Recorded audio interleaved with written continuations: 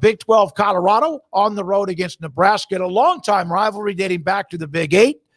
Deion Sanders and the Buffaloes after their win against North Dakota State. Nebraska beat UTEP. Brian Howell with the Daily Cameron Boulder joins us on 365 Sports. Brian, I really like what I saw. I know there's still work to be done. What did you see from last week with Colorado that you thought was better or different than last year? Yeah, I think first off was the defense. And, they got eaten up a little bit early in the game, but they made an adjustment fairly quickly. And, they give up 17 3 drives by NDSU. And after that, they give a field goal on a short field and a late touchdown. That's it. And so I really liked that they kind of buckled down defensively and that they looked pretty solid against the run last week, which they didn't at all last year. So I thought that was a positive sign. Do you think that running the ball will have to pick up more than it did last week on offense for them if they're going to beat teams like Nebraska and then once they get into the Big 12? Yeah, I do. I think it's something we've been waiting for ever since he got hired was to see some sort of running game by Colorado, but we haven't seen it yet. And,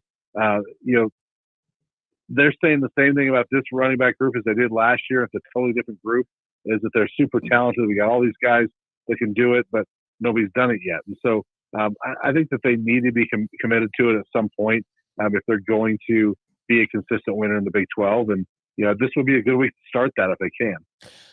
Brian, what was the feeling coming out of that game? I know for Deion, it was like, hey, we won the game. And that was the case for everybody that won close last week. Like Texas Tech, it wasn't pretty, but we won. That's all that matters. But did that change at all any sort of the perception of this team rolling in, knowing full well that this week will absolutely determine kind of how they're viewed? I don't think so. I mean, it might have for some people, but not for me. I think that was a really good win. All offseason, the narrative was that this is a really tough game. Why would you even schedule NDSU? It's a trap game. And then they win it, and people want to downplay like, all you did was beat an FCS team. Well, no, that's still a pretty good win. So I think they got the job done. They found some things that they needed to correct. And they always say there's the old cliche, you make that most improvement after game one. And so they got some ways they have to improve. I think they will. Brian, they get the win. North Dakota State, even Deion said this, and I agree with him, that you wonder who the AD was at the time, which we know who it was, that would schedule that as a non-conference game. North Dakota State's got to make money.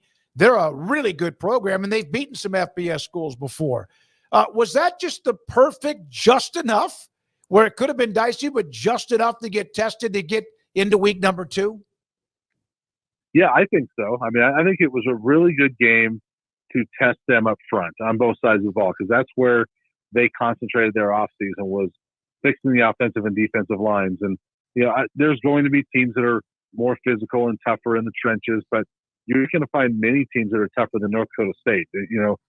I think that was a good way to get tested very early. I'm glad that they didn't face a team. We saw some of those scores around college football, 70-0, things like that. I don't think a game like that would have helped them. I think that this was a good one to kind of get them going, get their feet wet a little bit. Brian, what scares you still about this team? The offensive line. I'm still not sure about that group, in part because, as you mentioned, the run game.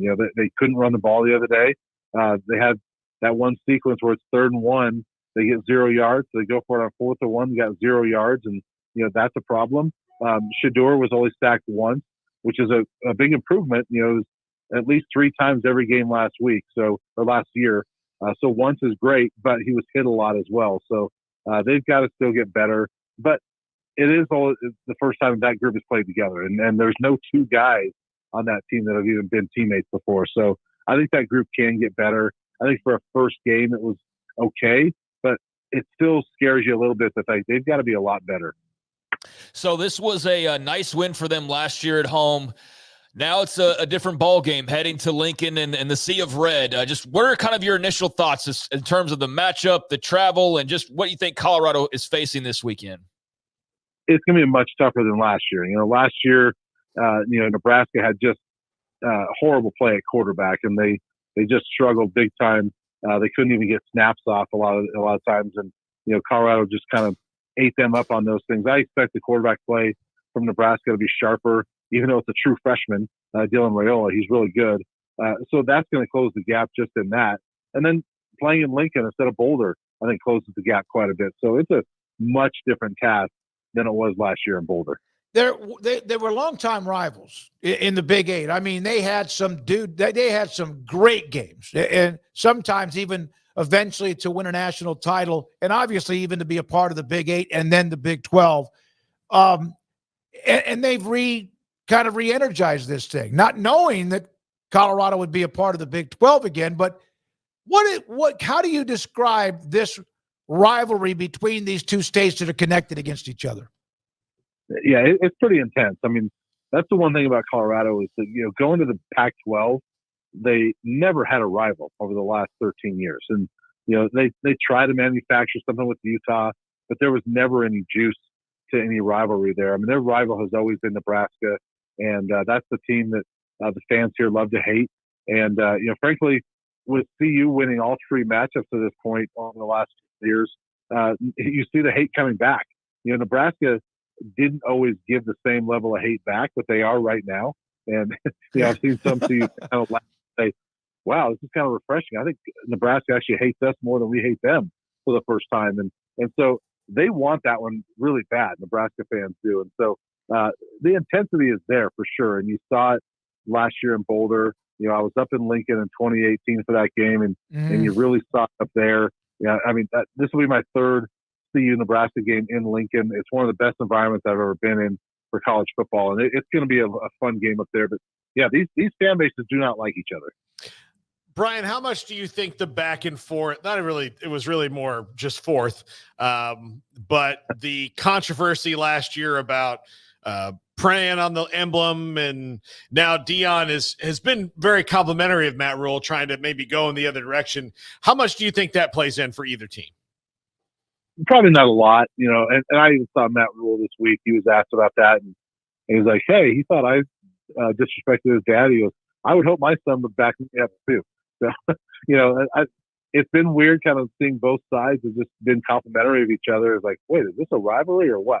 But I don't think it'll play into it that much. But I think once you get into the game, I think we're going to see, a lot of intensity and maybe some chippiness. Who knows? But that's usually what comes with a rivalry game. The one thing is, a couple of the players this week have said now that they've been in it once, they understand what it means to the fan base, and that there might be a little more intensity this time around. Wasn't the 2018 game, was that Scott Frost first, or was that still was that Mike Riley or Scott Frost? That was Frost, wasn't it?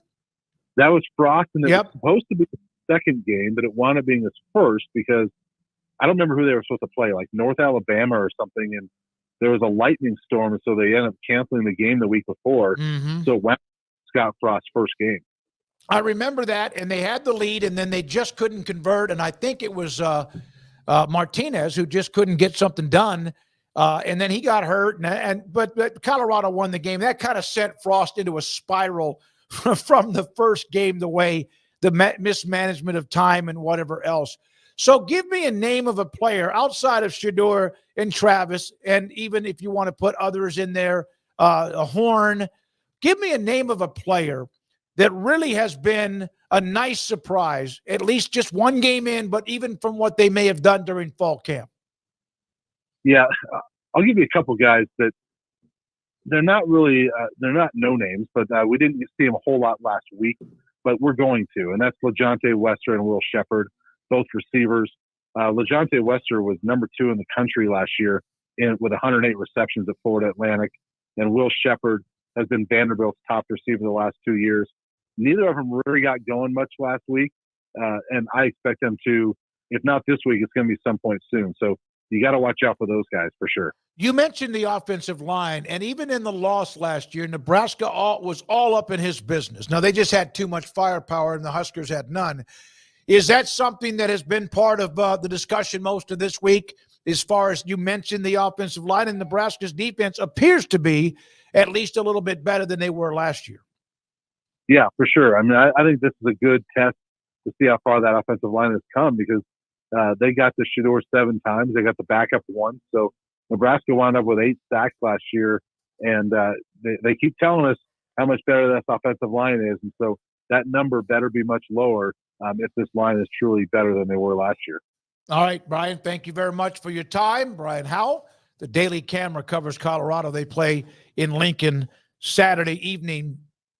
That game, of course, who's